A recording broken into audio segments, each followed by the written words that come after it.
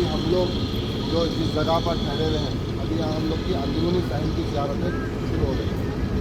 ابھی ایک دو راستے ہیں, ایک یہ راستہ ہے, اس کی بھی تاریخ ہے, ایک یہ سامنے جو راستہ ہے اس کی بھی تاریخ ہے. اس کو بولتے ہیں شار ہجرہ روڈ. یہ اس کی تاریخ یہ ہے کہ جب حضور صلی اللہ علیہ وسلم جب ہجرت کے لیے جب یہاں سے روانہ ہو رہے تھے تو اس سے پہلے کئی واقعات رونما ہوئے. یہ ہجرت کا جو واقعہ پیش آیا یہ اس کا ہم کو معلوم ہونا ضروری ہے. جب اسلام جب شروع میں جب آیا, جب اللہ کا حکم آیا کہ علی اعلان اسلام کے تو حضور صلی اللہ علیہ وسلم کو اور ان کے صحابہ اکرام کو بڑی تکالیف کا سامنا کرنا پڑ رہا تھا. کفار و مشرکین کی طرف سے بہت زیادہ ان کے اوپر ظلم اور ستم ہو رہے تھے. ایک وقت ایسا آیا کہ اللہ تعالیٰ کی طرف سے حکم آیا کہ اب یہاں سے آپ مدینہ منورہ ہجرت کیے جائیں. تو حضور صلی اللہ علیہ وسلم ایک رات جب اپنے گھر پر تھے تو یہاں پر مکہ مکرمہ کے جتنے بھی کفار و مشرکین, جبکہ وہ پیغمبر تھے, نبی تھے, لیکن آپ صلی اللہ علیہ وسلم پر اتنا ان کو اعتماد تھا, اتنے امانت دار تھے, ان کو اتنا یقین تھا کہ وہ اس کے باوجود بھی اپنی امانتیں ان کے پاس رکھا کرتے تھے.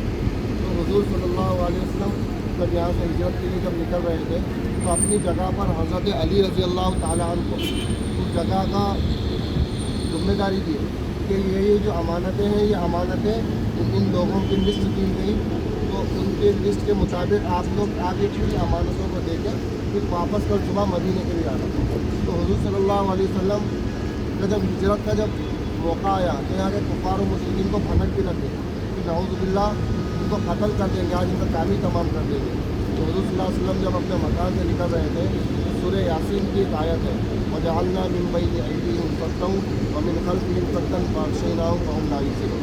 یہ حضور صلی اللہ علیہ وسلم اپنے ہاتھ میں مٹی لے کر قرآن کی آیت پڑھتے ہوئے نکلے اور اس مٹی کو کے اوپر پھونک کے جو ہے نا کفار و مشرکین کے اوپر پھینک کے نکل گئے تو اللہ تعالیٰ ان کے نظروں کو بند کر دیا. پھر وہاں سے نکلے, پھر ابھی جو ہلٹن کی سامنے ہلٹن ہوٹل آئی, وہ ہلٹن ہوٹل کے پاس اوپر فرسٹ فلور پہ مسجد ابو بکر صدیق بول کے ہے, کبھی آپ کو موقع ملا کہ آپ وہاں پر نماز پڑھ لیجیے. تو وہاں پر حضرت ابو بکر صدیق رضی اللہ عنہ کا اسی جگہ پر گھر تھا. پھر آپ صلی اللہ علیہ وسلم حضرت ابو بکر صدیق کو بول کے رکھے تھے کہ ہجرت کا ہم کو حکم آنے والا ہے تو بہرحال تیار رہو. تو حضرت ابو بکر صدیق رضی اللہ عنہ آپ صلی اللہ علیہ وسلم کی اور اپنی خود کی اونٹنی کو تیار رکھے. پھر آپ صلی اللہ علیہ وسلم وہاں سے اپنے مکان سے حضرت ابو بکر صدیق رضی اللہ عنہ کے مکان پر تشریف لائے.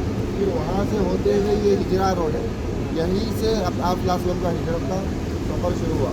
یہاں پر ہمارے آگے جانے کے بعد ہوٹل کے پاس ایک مسجد ہجرہ ہے, تو آپ صلی اللہ علیہ وسلم وہاں پر بھی کچھ دیر قیام فرمائے. پھر وہاں سے ہوتے ہوئے جب جو پتن جو زیارتیں کیے غار ثور, تو یہاں سے ہوتے ہوئے غار ثور کی طرف آپ صلی اللہ علیہ وسلم روانہ ہوئے. تو وہاں پر 3 دن قیام کیے. پھر جب یہاں کے لوگوں کو معلوم ہوا کہ حضور صلی اللہ علیہ وسلم یہاں سے نکل چکے ہیں تو 100 اونٹوں کا انعام رکھا گیا.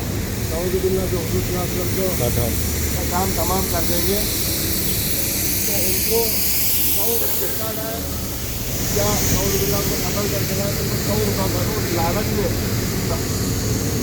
لالچ میں یہاں جتنے بھی لوگ ان کی تلاش میں گئے پھر بعد غار ثور کے پاس بھی گئے, وہاں پر بھی اتنے قریب پہنچ گئے تھے کہ ہر کسی کو ایک دم ڈر ہو گیا. تو حضور اللہ تعالیٰ بولے لا تحزن ان اللہ ہمارے ساتھ ہے, گھبرانے کی ضرورت نہیں. بعد میں اللہ تعالیٰ اس غار کے اوپر مکڑی کا کبوتر کا جالا ڈالے, وہاں پر کبوتر کی ہڈیاں دی تاکہ ادھر قریب تک آنے کے بعد ان کو یہ نہیں ہوا کہ اس کے اندر کوئی موجود ہے. تو لہٰذا یہ ہجرت کا سفر ہوا. اب دوسرا یہ جو روڈ ہے اس کو بولتے ہیں شار ابراہیم خلیل روڈ. وہاں پر بورڈ لگے ہوئے ہیں شار ابراہیم خلیل روڈ. وہاں کی بھی ایک تاریخ ہے. جب حضرت ابراہیم علیہ السلام کو جب اللہ تعالیٰ کی طرف سے حکم دیا گیا کہ فلسطین سے ہجرت کر کے جب مکہ مکرمہ کے جب ہجرت کرنے کا حکم ہوا تو حضرت ابراہیم علیہ السلام اپنی اہلیہ حضرت حاجرہ اور اپنے چھوٹے بچے تھے